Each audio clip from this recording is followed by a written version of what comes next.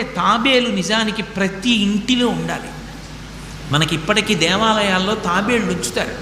ప్రతి దేవాలయంలో తాబేలు ఉంటుంది. పూర్వం ప్రతి నూతిలో ఒక తాబేలు నుంచేవారు. ఎందుకు తాబేటి నుంచుతారో తెలుసా? తాబేటి యొక్క దర్శనము మంగళ దర్శనం.